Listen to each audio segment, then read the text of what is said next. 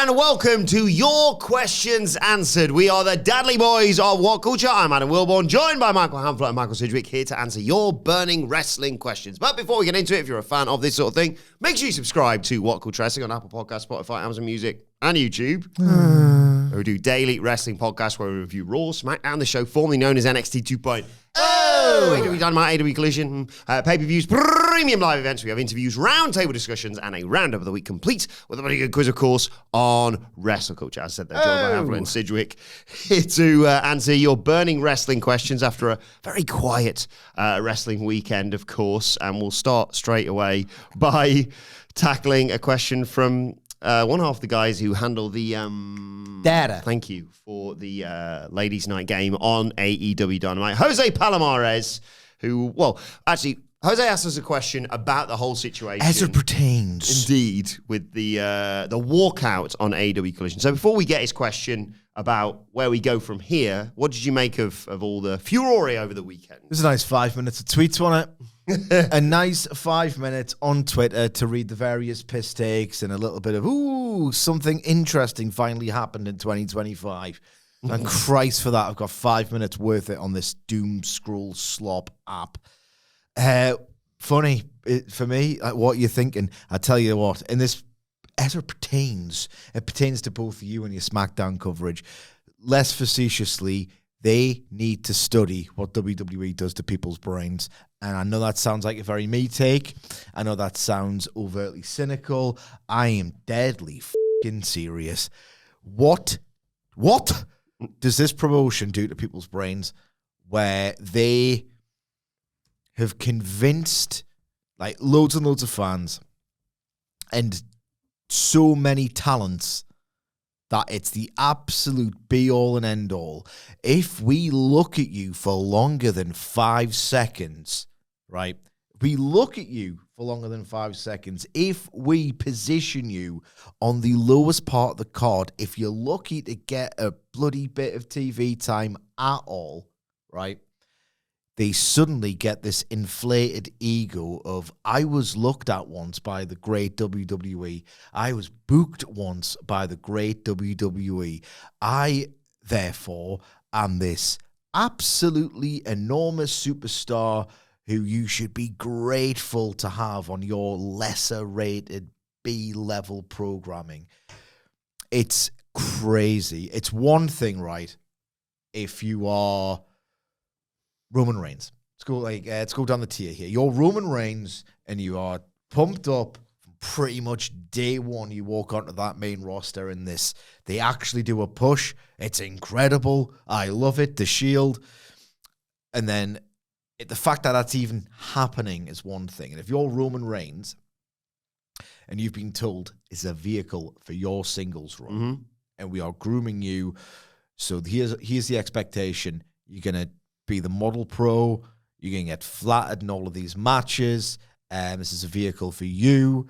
You are going to be the next John Cena. We are going to persist with your push in complete defiance of a toxic weekly backlash that will go on for years and years. That's how much we see in you. That's fair enough, probably.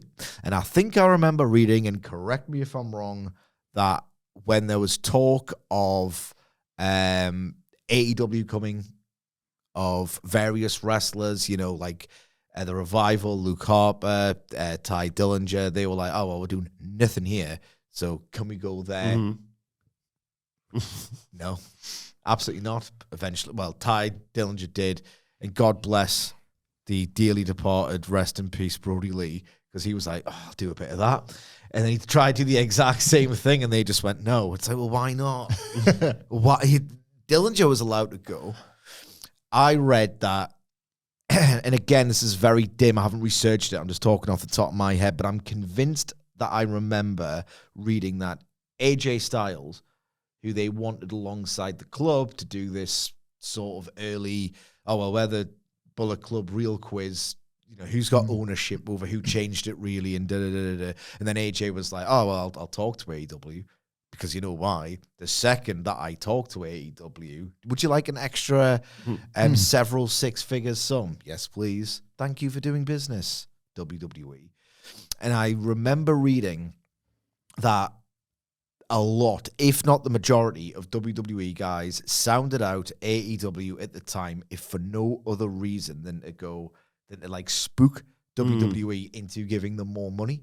And in fact, that's what they should all be doing if they're not already doing it now. My contract's up in a year. It's tapping up or whatever, but I'm going to talk to the other side just to gauge interest. No, don't do that. We want you. Suddenly a lot more now, actually. Here's this much money, re-sign with us. Wonderful. It's leverage. I remember reading that Roman Reigns was like the one guy who was out. Not even going to talk to them. It's not happening. It's not realistic. But pay me just in case, and they did or whatever. That's fine. If you are like a Seth Rollins, i.e. the marketeer, I don't get it, but whatever. It's borderline narcissism if you are a Miro or an Aleister Black, but I half get it. Aleister Black, 2020 Royal Rumble, it was a choice between him and Drew McIntyre. It went down to the wire. Paul Heyman was, we've got to go with Aleister Black. We've got to go with Aleister Black. If you're Aleister Black, and the general consensus is, talks a load of rubbish, sometimes great in the ring, supernatural wrestling nonsense, love his entrance and his look, a laughing stock in some circles. But if you're Aleister Black, I can vaguely grasp why you would be, why are you the way that you are? Oh, it's because I was, I was the second choice, days away from Royal Rumble of like headlining WrestleMania, and maybe I can go back to those days. That's fine. If you're Rusev and you just want to be a WWE guy, you can go on like that. If you are Tegan Knox, right, lucky to get on Speed, lucky to get on Main Event, and you are walking into a Collision taping, having been bounced out of WWE, right, because they don't want you no more. They see nothing in you. You didn't get over there, really, and they do not want your services because they don't think you're good enough.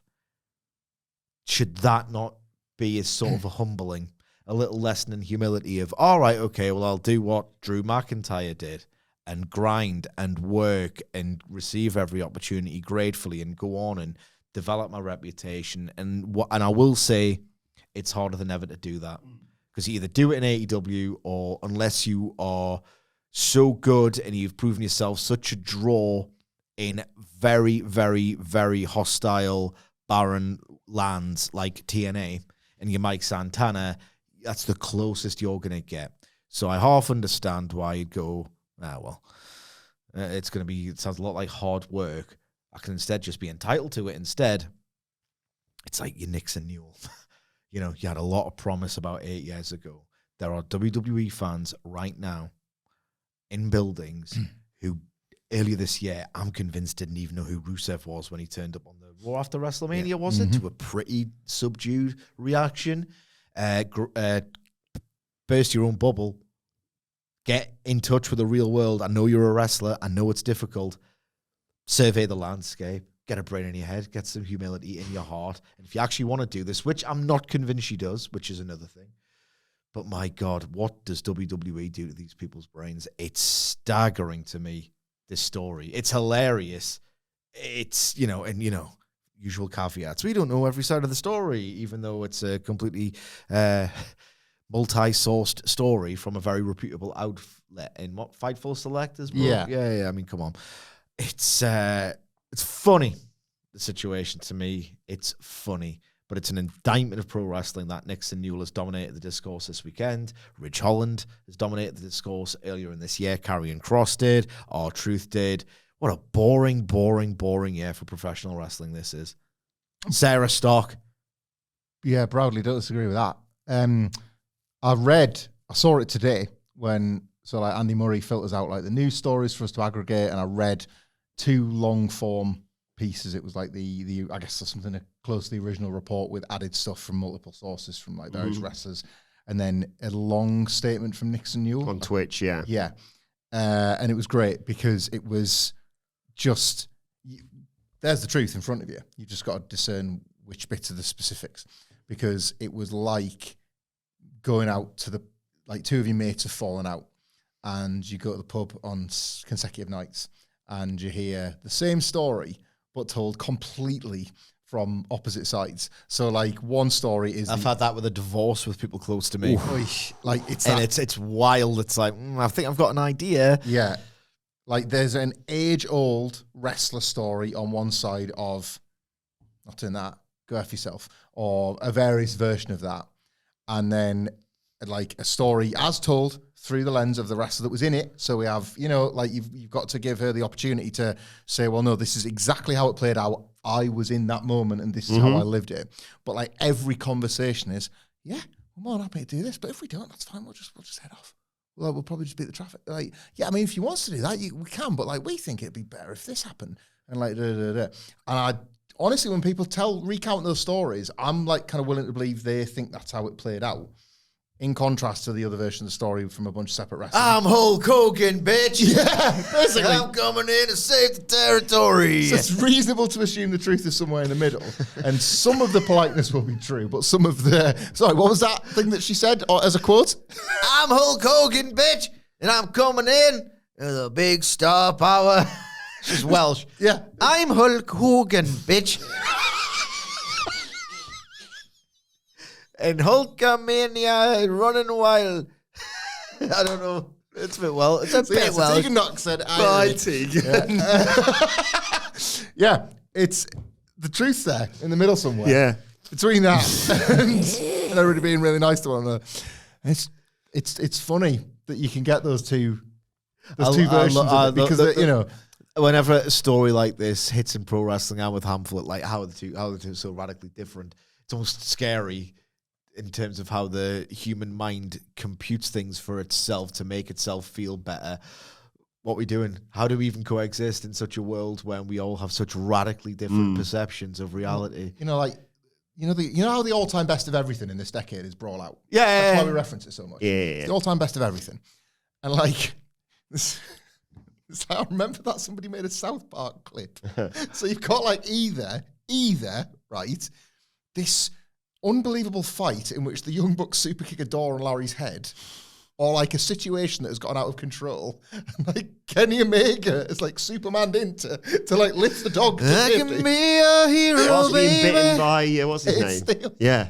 You can take my breath away. So I just love that side of the story because it's like, well, you think about this, it's like the Young Bucks were like really hostile and wanting to kick ass. And then they're so tough that they go down and kick the door in. But like, Kenny Omega's a nice guy. I love the idea of someone going, oh, Kenny, you're bleeding, mate. Oh, yeah, I got bitten. Oh, well, at the end of the day, it is a dog. It's a man. It's pleasant. Dog's fine. But the thing is, Kenny Omega came in and saved the dog's life. Because he's the ultimate hero in the story. Well, Jose says, would you And guys... here's the twist, there was no dog. Funny, isn't it? Wrestling's funny. Jose says, would you guys be interested in a tag match, basically, between the two teams? The team, Nick's and yours team, or the team that replaced them? Here's something, right? Here's I something. couldn't care less. I mean, realistically, I couldn't care less. But let's talk about principles, okay? In terms of this match, I think I'd watch it if they just decided to do it right. But I was listening to the Flagship. This is Voices of Wrestling's flagship podcast. Flagship podcast. It wasn't recently, even though I think my memory of this podcast has been triggered by it because Rich Holland obviously has been in the news with the whole da-da-da-da. But it was a while ago. And the hosts were talking about the Big E injury.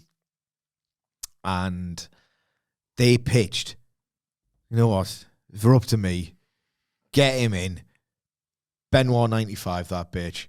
Is it 94, 95, the Sabu? Yeah, 94, I think. Yeah. And then he just comes out next week and goes, I'll do it again. Yeah. I'll do it again. And he just comes in. And then he just comes in and goes, I'll injure all of your favorites. And I will do it because I like it. And because, look at him, he ain't wrestling again. I can hurt people. I can earn money doing this. Do I care what you think of me? No. And then he goes on this big spree. And that stuck with me of like, oh yeah, wrestling is scared of the heat in some ways. Everything has mutated into this like big epic shades of grey cinematic love story, and like everyone is afraid of capitalizing on real heat. It's a matter of principle in terms of just something a little bit disruptive. Like, because the idea would be nowadays, we've got loads of talent who can put on loads of great matches and play nicely in our preordained storylines. You don't reward, and wrestling's bad when it's so blandly competent, because no, you shouldn't reward that. You shouldn't put them on Dynamite this week. Yes, it is serving a niche audience. So it's too niche. No one would care. Yeah. No one would care. But if this happened in, like, I don't know, say, who's someone who's got a name? What in AEW? Andrade. Okay. He comes, say, hypothetical situation. He's kind of available or he's not.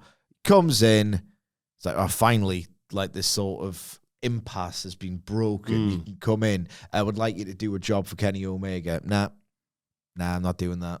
I was in WWE like 2 months ago. I've kind of got a bit of notoriety. People want to see me. I think it would behoove my brand if I was to beat Kenny Omega. And Tony Khan's like, well, you remember the Don Callis family. You're kind of mid-tier, that stable. You're doing a job to Kenny Omega. Nope. And then that filters out. Yeah. If he can then be convinced, you know what? Well, I'm back in the news. Yeah, I will do a job. I'd do that match in a heartbeat. There's nothing like that in wrestling these days. So I don't want to see that match. I'm with Hamflett. It bores the tits off me. But if something happened with a name that I actually care about, go nuts. Hi to Lost Greg 52. We've taken most of these questions from X, but obviously, as Hamflett has mentioned before, he's not on X. He's on Cameo. And Greg sent this message to you. Cameo Corner. Cameo Corner. Word up. Everybody say you're gonna run away, Cameo Corner. Strong. With the recent stat of the Judgment Day only defending the tag titles twice in 150 days or whatever it was, should the mandatory 30-day defense clause come back? When did it go? Was it go away? Was it down to part-time Brock? So I actually tried to track a specific Ernie moment. Wedge. They abandoned it, yeah. And that was the saddest bit of how, because there was like a few select title reigns that I thought, I could have been there because there was a champion that was injured or whatever. But that was the first problem. They never officially abandoned it. And that's a wrestling thing, because you get to sort of make up your kayfabe rules as and when you need them. So there was the Brock Lesnar one is a great example, because we used to kind of, as a sort of a wrestling fan community, think of Brock Lesnar as a total mercenary in his Universal title reign, and then Roman Reigns would have like everybody throwing up the ones as like the kind of top babyface who also happens to be the top heel. He defended the title less than that mercenary Brock Lesnar. So like the game completely changed along the way somewhere.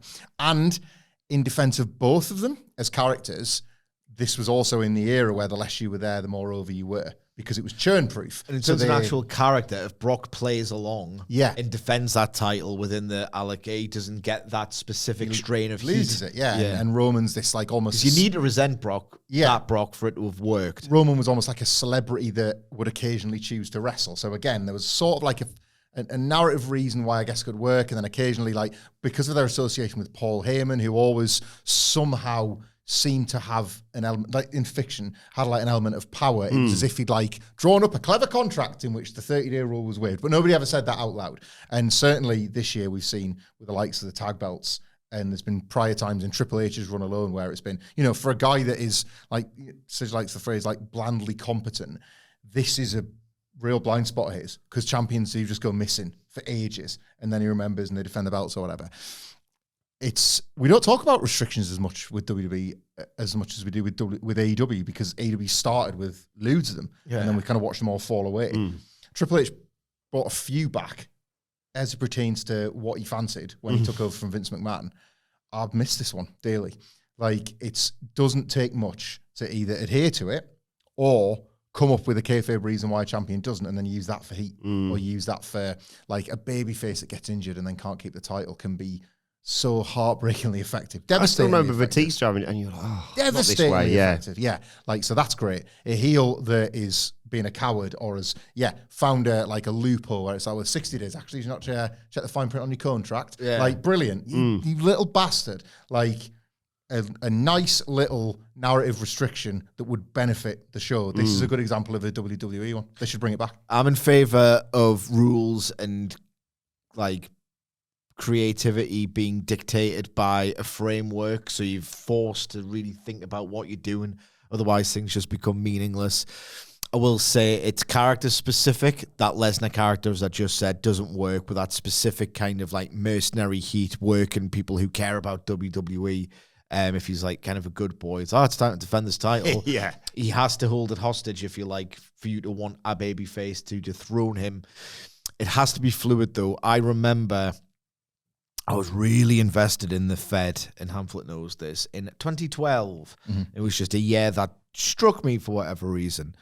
And towards like that era as well, before they just massacred Daniel Bryan, and I was, really upset.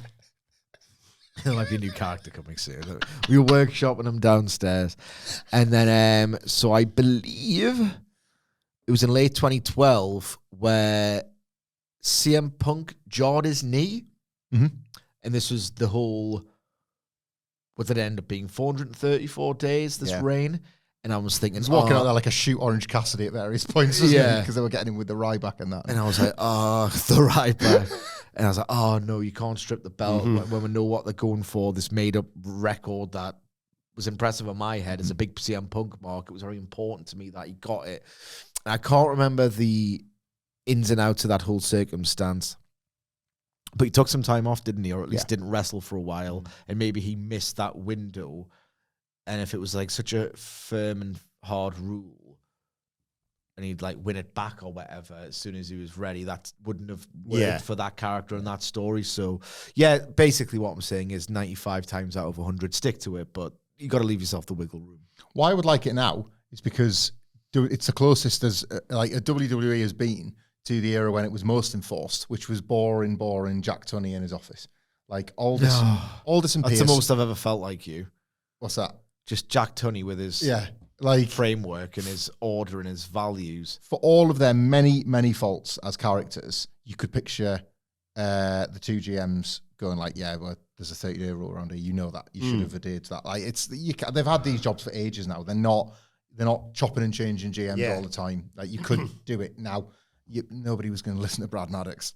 No, like Vicky Guerrero might have done it strictly to benefit an Edge or something, but like this is the time where you probably could. They should get a headmaster vibes guy like Jack Tunney, because he looked like such a stern, boring old man that whenever Tunney would appear on my Silver Vision videos, my Coliseum videos, it would feel like bloody hell. We were told a snake had been devenomized by the lab. Okay. Yeah. I believed everything he said, and when a wrestler ran afoul of Jack Tunney, I thought they've taken it too far. Look, they've got the old, boring headmaster guy who's really serious in. Loved him. Even like the wrestlers and the commentators don't want him around. Oh, God, Tunney's here. Yeah. Well, that Father Ted, that boring priest. Yeah. You get trapped in conversation.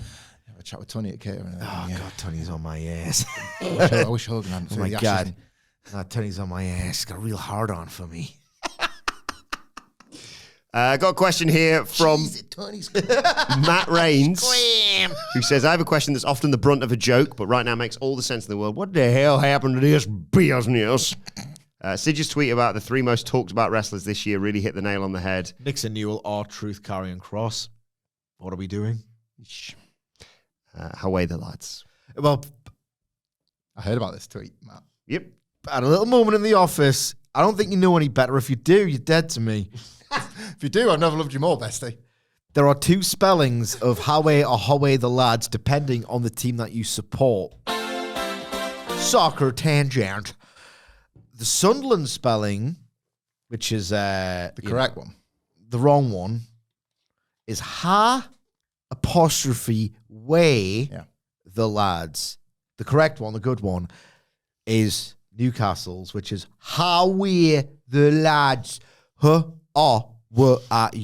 Sorry, I've got a 7-year-old, so I have to talk like this. So it's how we the lads for future reference. But thank you for the question. It's excellent.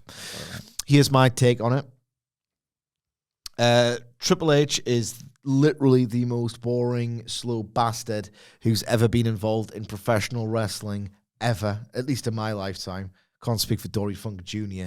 and the rest of the, the people working in Massachusetts in the 1940s. But in my life, Triple H is the slowest, most boring bastard ever. It comes as no shock to me whatsoever that is blandly competent, overly long, safe, staid, unambitious storylines are, as bad and as uninspiring and as uncreative as they are. A thought struck me when I saw your question, Matt.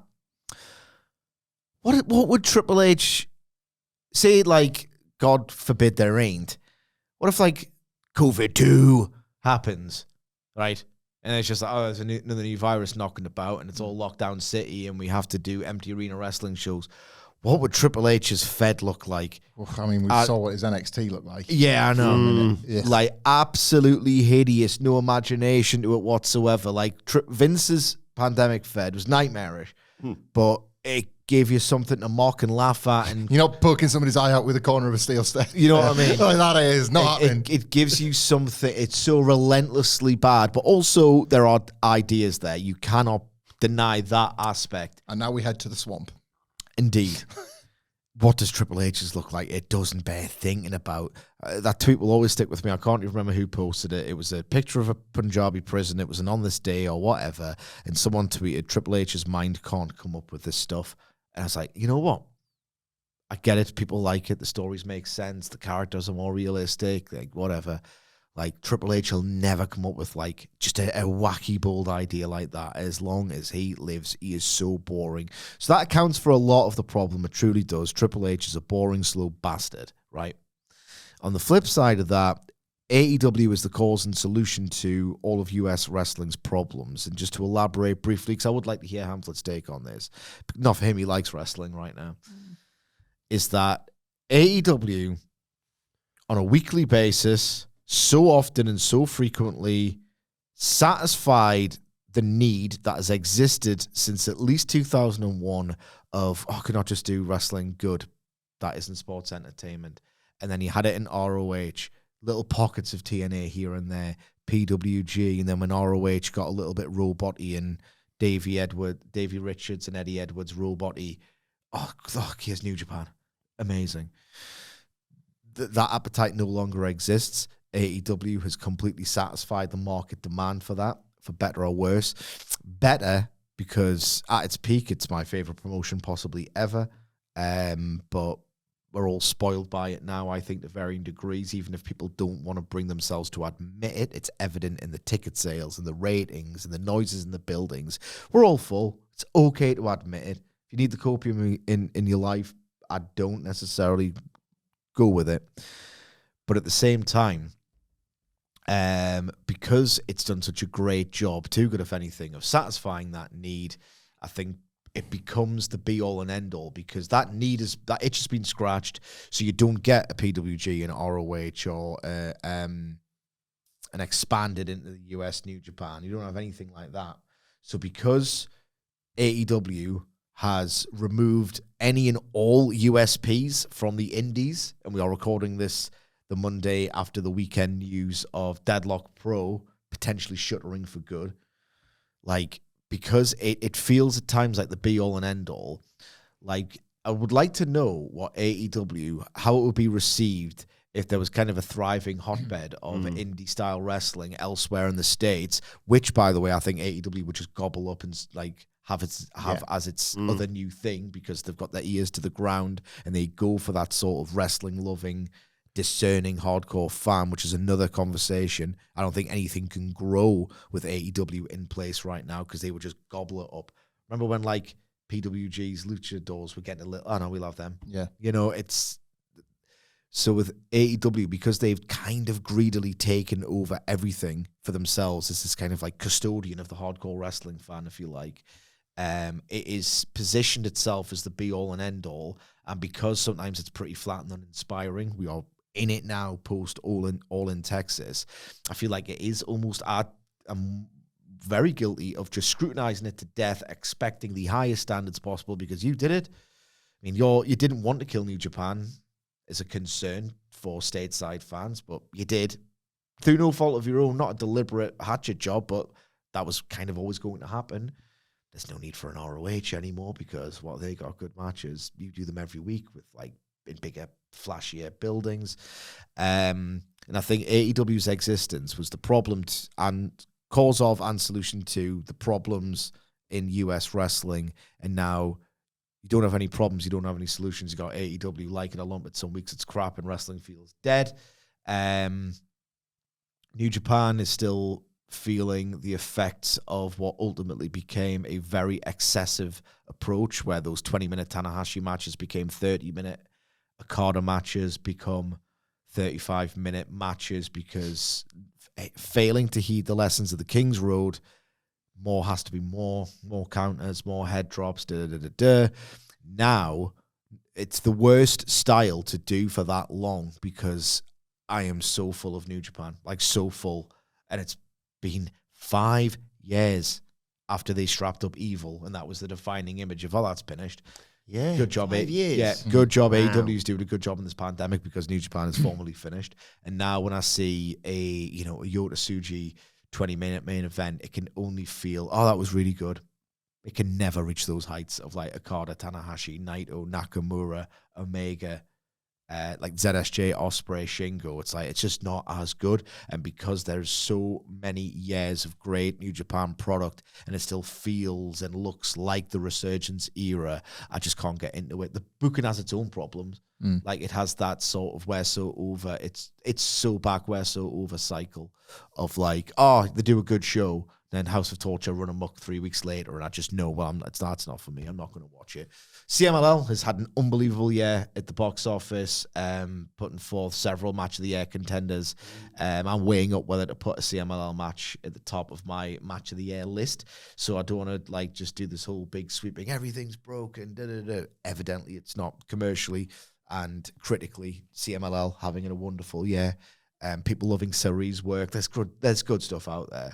But, I think through almost no fault of its own, they've just sort of bludgeoned through the wrestling landscape with this sort of well-intentioned, like, clumsiness almost. AEW is not blameless at all. And Triple H is really, really dull.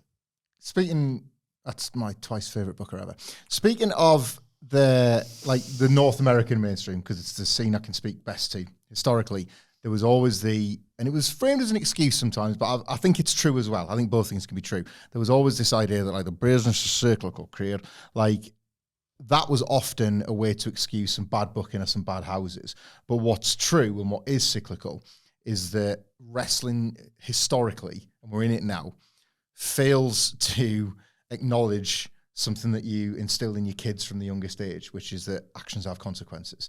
So whatever a boom period brings for any form of like North American mainstream wrestling, there will be consequences to those actions. And this probably, you can, like all American wrestling, starts in 1985. But no, like Vince McMahon taking over the territories. I like the 84 thing. I was like, even then, I don't even really want to watch 86, to be honest. But WrestleMania is a nice thing. Yeah. Like the death of the territories, in as much as Vince McMahon is a total bastard about how he does it, is like in hindsight something that feels inevitable.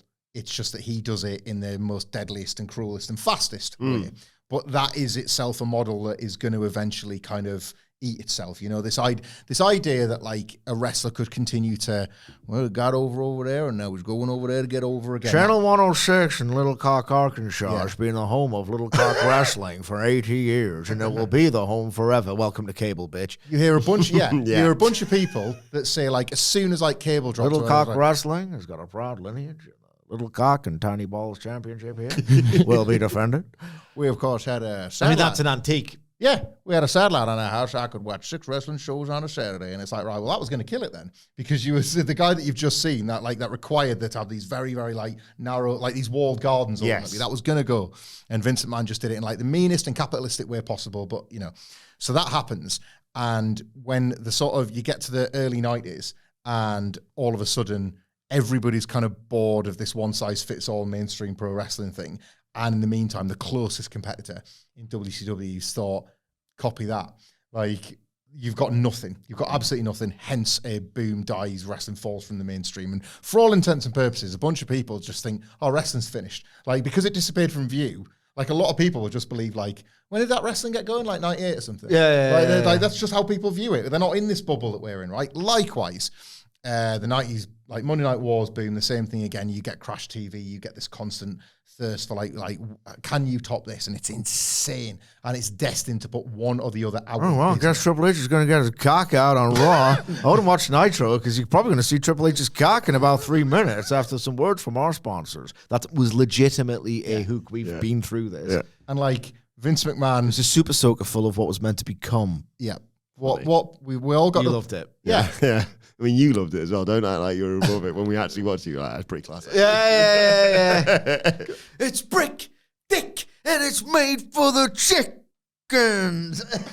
You wouldn't think these actions would have consequences, but they did. Yeah. Like, Vince McMahon said it was a good line, but it was also true. Like, to defeat a billionaire, I had to become a billionaire. He basically kind of created something that resembled a TV network to defeat a TV network. And then there's absolutely nothing for 20 years, right? There's the consequence of that. And it's a pretty fat consequence, right? So AEW launches, and we enter this like, I think 2019 is as good a line in the sand as 1985 in many respects, or 1995 with Nitro.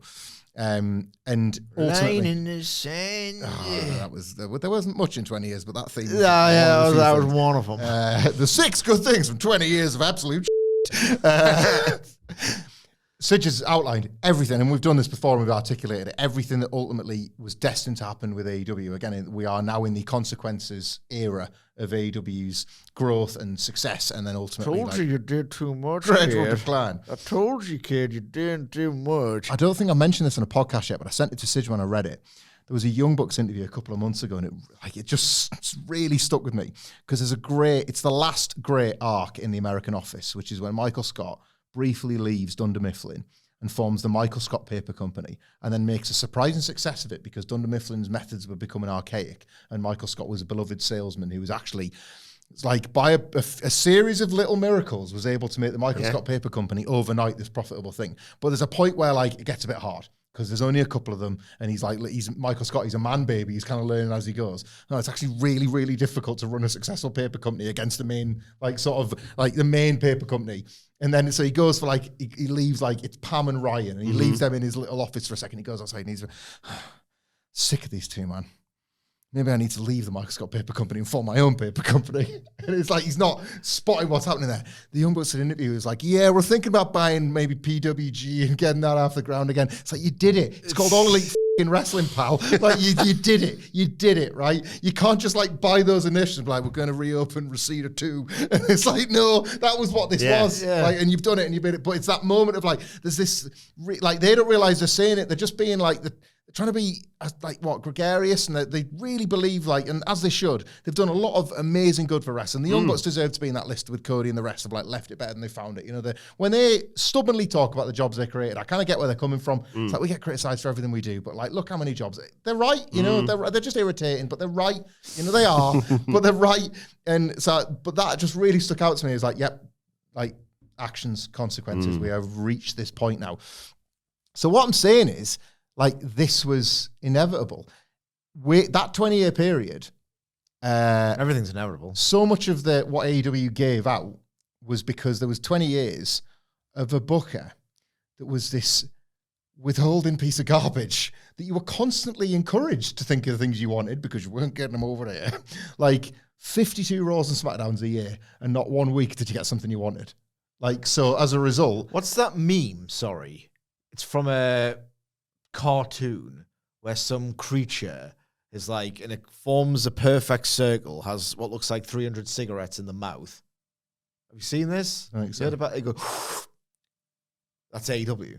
That everything you wanted or missed, the backlog, let's do it in the first 2 years. The arsehole boom, and now it's like, all right. You had a checklist, I remember, where you talk about it regularly. I'm and it's full. Like, WWE was the last one left on a mainstream scale.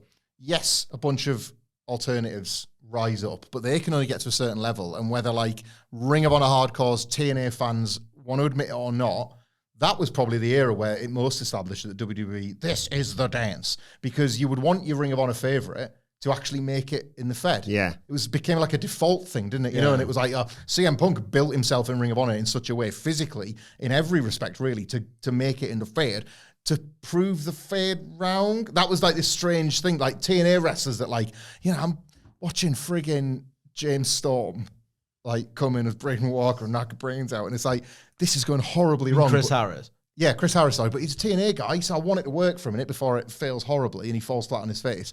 Like, you know, like, ultimately, the amount of withholding that Vincent McMahon did as a booker, like, gave you 20 years, not 12, no, like, what, the monopoly was, what, 17 years? Yeah. 17 years of, even when it happened a bit in Ring of Honor, it happened a bit in TNA, you actually wanted to see it happen on the proper telly. Yeah. And then AEW did it, like, delivered one after another, all those things. Like, we're not going to withhold anything anymore. And then, like, that they do it, and by about 2022, they've done most of it. And then in the most unlikely of circumstances, Vince isn't even there anymore. So, like, me, as a wrestling fan, has never felt more satiated. AEW has paid off all of these things that Vince McMahon withheld. And then me, who kind of just wants the Fed to be good all along, gets that. Like, the consequences are, there's a lot of us within, it's a big bubble, but a lot of us in this bubble are just exhausted. And then just to speak briefly on some of the new fans that I don't think we can speak to. I can't speak on the new behalf WWE of fans. I don't know all of what that experience is, but I do know that my kids were hooked after the Royal Rumble this year. Infographics, wrestlers, instant stories. That one night got them. If they were even a little bit interested because it was Dad's work. Oh, is that the SummerSlam 1989? Proper. Like, you remember how they presented the Rumble this year? It's on Netflix, you know, like, it was always just Dad's work, it's wrestling, whatever. Exposition City. Exposition City Jones, easily visible, watched it over and over and over again, and then all of a sudden knew 60 wrestlers and we're on the road to WrestleMania. Like, no better time, all that kind of thing. I've told the story in a podcast already. Joshua, my youngest, the one of the two that's really, like, wrestling got his hooks into him this year. Like, he's got, like, belts and everything, hasn't he? Got belts to hold it, loves Cody Rhodes. As far as his dad. Yeah. Top star, Cody Rhodes. You know, it's like, who's your favorite? Well, it's the biggest and most promoted one. Yeah, I was an Ultimate Warrior kid. I get it. Like, has he got a Jannetty? Well, because my favorite was Hulk, but obviously I love Marty Jannetty. Everyone's got their proto work rate. Well, yes, but it's a weird one. It's Tamatonga, right? Well, like, yeah. Pop's daft for him. And again, like, this weird MFT thing happening on SmackDown. But I think I've told you both, and I think I've said it on a pod, the whole Seth Rollins situation's happening, and then you get a kind of couple of payoffs, and he might miss a Raw along the way. And it's like, oh, so what's... Seth Rollins, is there Ronnie Garvin? Yeah, probably. Like, so what's happening now that Seth's not got the belt? And I said, oh, it's worked. CM Punk was the number one contender, obviously, and Jey Uso won that Battle Royal on Raw. And he went, oh, when's that Saturday night main event? Oh, again. And, like, Punk and Jey haven't wrestled a lot, but what a 10-year-old is telling you is, I'm over these. Yeah. Can I have some new ones? Because that's how you feel when you're 10. Can I have some new ones? It's brutal, but it's fair. You know, Turnover worked magic on me back in the day. I didn't realize they're all getting drugged out, suspended, and criminals. I was like, new ones, yes. Like WrestleMania 8. Figures. WrestleMania 8, right? Hogan's going away. And you know what the real life reasons are, but it's like, that's fine, because, like, Warrior's just come back. Everything's fine. Warrior's going to wrestle Sid. Sid has disappeared. That's right, because Papa Shango will be just fine. Like, but that level of, that's 3 weeks I'm describing there. And, like, that's how many things they've had to turn through. That doesn't happen anymore, and nor should it, I suppose. But, like, if you are one of these... now it doesn't. If you are one of these new fans that the last 2 or 3 years... Look at, like, who we talk about when we talk about the main events. You've seen them all. You've seen them all. You've seen most of them feud with one another. The Drew McIntyre thing that Sidge came up with is a good example. You've seen that character do the same thing for 2 years. I would argue that's fine, because it has involved one of the best stories of recent times. Yeah. But enough now. Enough. And there's what's a lot. Done like, is done. I think that's why I'm feeling like the Cody Rhodes heel turn would be really well timed if it happens in the next 6 months. I'm hearing the crowd's getting quiet for the Cody matches. It's like, has this audience for the first time ran out of steam with the top babyface? Nothing wrong in that. Yeah. But acknowledge it and change accordingly. Well, on the topic of that, Adam Powell says, could you see Papa H being replaced or given a reduced role by TKO in 2026? I love that we're in an era where that can happen. We've said almost with a bit of despair that, like, if, like, Tony Khan won't, he's obviously a much different and in many, many ways better version of Vince McMahon, but there is an autocracy in place there, and he ain't going nowhere unless he wants to. So you have to assume he's not. So then you see the foibles and you're like, I can't do anything about those foibles. I kind of love that this is how WWE is set up. It's never happened in our lifetime. When it happened in WCW, it's ridiculous. Like, they got it right once, and it was with Eric Bischoff. Yeah. Kip Allen Fry, the talent loved him, but the numbers weren't good enough to justify his role. But ultimately, that was a TV company that would like look at graphs and make choices accordingly. So naturally, Eric Bischoff got the job, and the graphs went whoosh like that, and he kept his job for years and got more power and got more confidence, and everything that happened with WCW. Never been the case in WWE. I love at the moment this idea that WWE could potentially be getting penalised for bad booking and tickets being too expensive by looking at crowd comparisons. I love it. More of that. I don't want to see buildings half full, but I do want WWE to kind of like have the consequences of those actions, so tickets go back down, so that like somebody has to go, right, well, people aren't happy. There's 12,000 people here last year, and now there's 6. That means something, And if one of those graphs gets looked at by somebody in TKO, it's ruthless. You'll never read Triple H fired. You'll read, we'd like to thank Paul Levesque for his amazing work. We've got this really exciting position for him that we need him to take up over here. But you know what's happening? Yeah. I think that would be incredible, because the next guy that comes in knows that the stakes are just as high. And they get like, you got about 6 months, pal. Like, we want instant results. So you best convince The Rock that he needs to wrestle this show. You best sign this guy. Your first tentpole story. Talking his language. Your first tentpole storyline better kick ass and be like the perfect Rumble to WrestleMania run for insert superstar A. Like, I think Sean the Pen, book The Rock. You joke. I don't think he'd want it in a billion years. He's the happiest in his life, but I'd love to see it. Main roster NXT, yes please. Yeah, and like, sure, like to Sidgwick's point about what Triple H doesn't do, Shawn Michaels has done it all twice over in NXT. Yeah. And Adam Pearce, thanks, but no thanks. I think we've got a new general manager for Monday Night Raw. Don't worry about that one. And there's a reason, right? She's coming to the big leagues. People rip the piss out of him for it, and rightfully so, but there is a reason why Triple H loves uploading them videos where he's showing people how to do their entrances, right? Because he knows that he was always just going to be a guy, and then it mattered. It's going to sound like I'm taking the piss. It mattered when he spat his water. Yeah. And that was a big thing for him. Shawn Michaels could actually go. So, like, what was that thing we were watching? His desk where he was, like, he said, it didn't matter that Brett stumbled once. It was Bret fucking Hart. Yeah. And that's Shawn Michaels saying that, Like, he could stumble, but people believe in the Hitman, so that's all that matters. Shawn was actually one of the best ever. Yeah. Triple H played one. Yeah. Triple H is part of the Triple Threat, I think you'll find. That was the name they had for 3 weeks. I saw that yesterday. You see that doing the rounds. Oh, yeah. The Triple Threat. He liked Shane Douglas, that guy. Did. And it's funny because he hated him. Weird that. Sidge, Triple H replaced in 2026? I don't think it's happening anytime soon, but it's good that we're in the world where it could. No, he's done well to, and this is not an insight, but he's done well to position himself as the Fed Dana White, the great orchestrator, the great conductor, the architect of Hot Fed, coming out, opening which shows he opens, not opening which shows he doesn't, booking himself as the creative genius of Unreal, might bite him in the arse, because now he's almost synonymous with WWE in the way Vince was. So effective marketing, but what if the first thing you think of is WWE, and this downfall in popularity continues, and he just feels like, well, you can't sack the players, but you can sack the manager. Yep.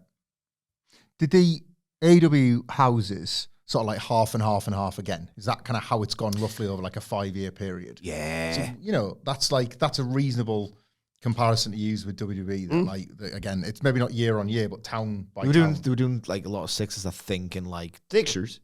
late 2021, early 2022. So like, they're lucky to get 1,500 in a residency. Oh, that's a lie. They're going to get 4,000 for Blood and Guts or whatever, but that's probably an outlier. The houses are crap. Vince couldn't sack himself when he was like, I'm going to have to run the friggin' Manhattan Center for Raw. Yeah. He couldn't, like, if Triple H proposes that, we're thinking we're actually going to start running the smaller residences. Save for you, Bob, and all that. What do you reckon, TKO? We're going to kill you. Yeah, we're going to kick your ass. We're going to have him killed. Speaking of blood and guts, shout out to Mark Lee Willis. Thank you for your question. Blood and guts. I'll save that for the Dynamite preview because it centers around crazy moments in that potential match and the Buckshot Lariat spot. You'll have to leave that with us, won't you? Because you won't get to preview that. Yeah, busy.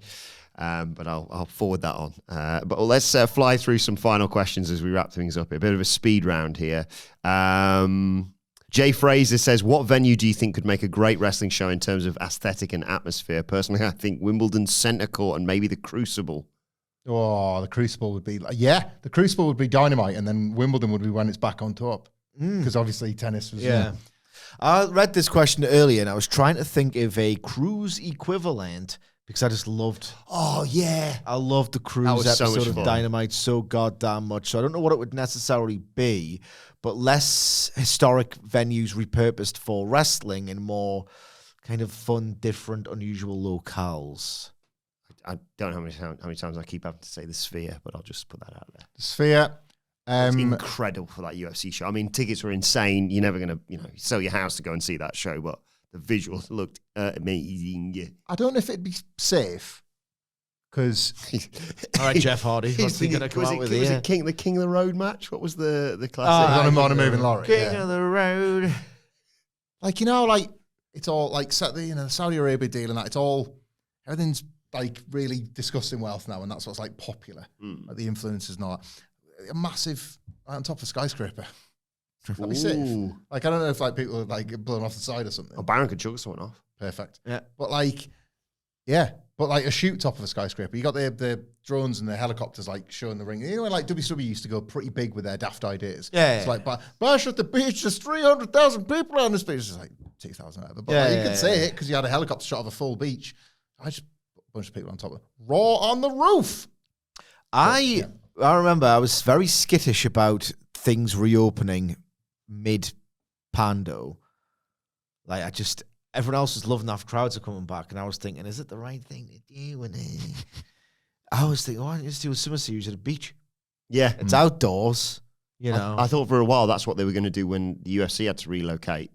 They were they teased it. Fight Island. They teased a UFC cage on the beach, and I was like, I have to watch every fight then. That looks incredible. It's like something out of Tekken or whatever. Yeah. And then they're no, it's just in a building. In a building, but on a beach. Yeah. Yeah, no.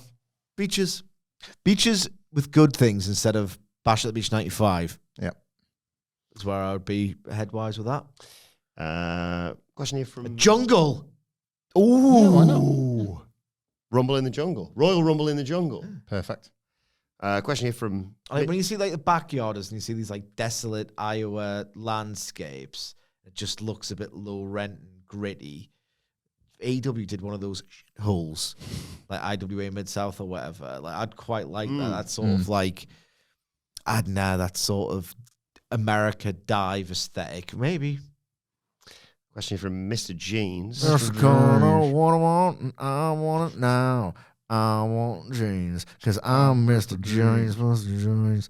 Based on the current wrestling news, what are the best examples of wrestlers maximizing their minutes and going on to become bigger stars? Well, Swerve's the ultimate example, modern-wise. He's a guy who came in, he got the pay-per-view debut, but it wasn't like the CM Punk run. Mm-hmm. It wasn't the Danielson. He came in, do some tag spots. You can lose to Darby and Orange and all the rest of it in big TV matches. There's never any ceiling in AEW. You can do jobs and do them a decent amount. I don't know what Swerve's record would have been, but I always seem to lose his big feuds. There was a Darby stuff. You'd have matches with Darby. I remember he had a match with Orange. You would lose those, but he was just so undeniable, and he got over, and he was could cool. see it in his NXT run as well. Yeah. And you were realising this is potentially a missed opportunity. He stuck out massively in that era. And, he's just decided, if you just stay humble, because if you come in, you just instantly, there's been so many instances of wrestlers who think that they are too big for the jobs that they refuse to do, that they're known as shorthand, low-key, Tessa Blanchard, Austin Aries. There are nicknames now. If someone comes in AEW, it's I'll check out low-key over here, doesn't want to do a job. Literally everyone can see through how pathetic this is, other than the people who don't want to lose. But Swerve is the ultimate one for me. Top of my head, recent example is Swerve. I think Is he said maximising your minutes in defeat specifically? No, just anyone who maximised their minutes and became bigger stars as a result. There was a really wonderful moment, and it was just to go back to Vince McMahon's withholding years, where there just seemed the most amazing synergy between performers' abilities, bookers' interest, and fan sentiment. A holy trinity, really, around Braun Strowman in 2016. Yeah. It was magic feeling. It was Vince weird. McMahon loved it. Braun would do just a tiny bit more every week because it was Squash City Jones. But, like, you know, people remember kind of James Ellsworth getting his own run off the back of it. So he was maximising his minutes. But, like, Braun himself, for a guy that, like, has gone on to, like, kind of, you know, like, not to sort of succumb to cliches or anything, but kind of just be like a kind of big muscle guy that doesn't think too deeply about the business, but like think deeply about nothing. but knows what his role could be in it. Well, the guy's an idiot. That there was Infamous idiot. either he was supremely coachable and understood direction very well, or showed instincts, or maybe better, it was a nice combination of the two. And he was very obviously a Vince McMahon traditional airport test guy. The fans took to him. Yeah. He would then add little bits to his repertoire. Then they would like, remember like in 2017 when he very comprehensively won a feud with Roman Reigns? And it was almost like he was being instructed to kind of go like, oh, where are you? Yeah. A new big guy is here and he's bigger. Like that felt magic. It really did. Yeah. Like, and they botched it. They botched everything. But like, it was, for a minute, Yeah. that I'm a bit of a sucker for that 2016 brand split. And Raw and SmackDown, much like Dynamite now, Raw would have these like segment bits. So it was like, here's the Sasha Charlotte bit.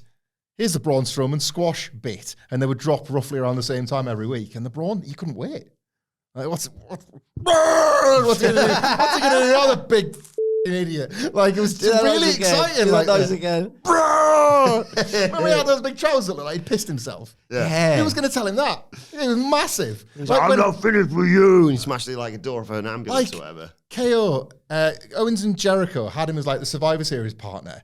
They couldn't be certain he wasn't going to rip their heads off. Yeah. It's like, is he, Almost had a is he match with with us or Triple what? H as well at WrestleMania off the back. Yeah, I remember that. Right, final couple of questions. He's the worst guy alive, man. He is the worst guy. You want about that ever. Survivor Series, Matt? Oh, just in general, Triple H is the worst guy ever, man. As it pertains to my 18 possible WrestleMania report. I will decide nearer the time. Worked out all right there, didn't it? Was that the Ronda year? Yeah. Who wasn't in the Survivor Series? Yeah. He was the only Kurt team, was, though.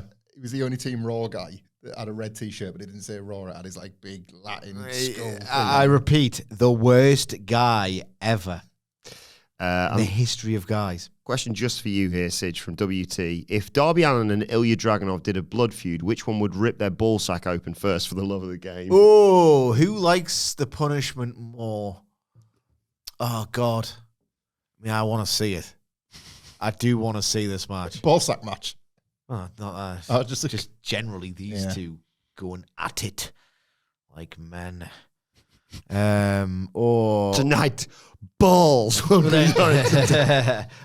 Dragunov is. They're both incredible wrestlers. Yeah. Mostly.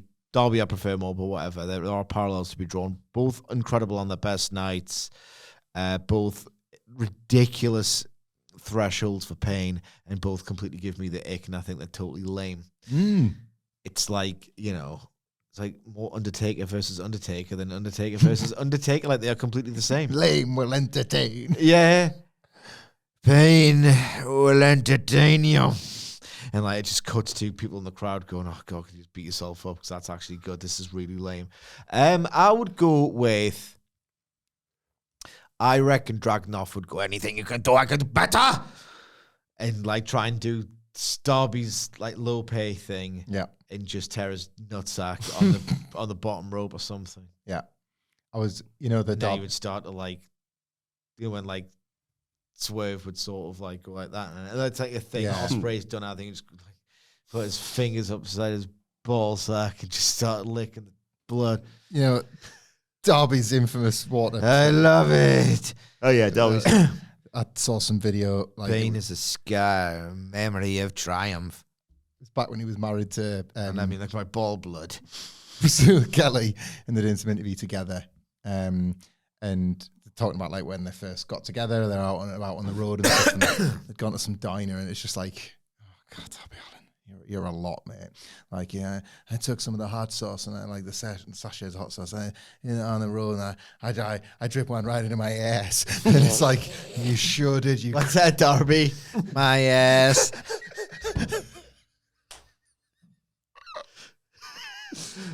Did you make a long drives, I suppose? So like Ilja Dragunov splits his ball sack on the dive, and then Darby sees that and is like, well, I got to split mine hard. Yeah. Referee wakes up and it's like first blood. It's a draw. Yeah, there's just testes all over the place. Yeah, the balls everywhere. Hard Try sauce. the cock offs just to outdo each other. It's a constant game of one-upsmanship. Then like eating their own cocks and them out and eating their shit. It's like, I'm harder than you. I'll go forever. Yeah, referee's like, I don't know their own cock out first. I was knocked out. Oh, God. And Darby's like, well, all right, I'll cut my own arm off and then I'll use it as a weapon. And he's like, not so fast. He cuts his leg off and he's Yeah.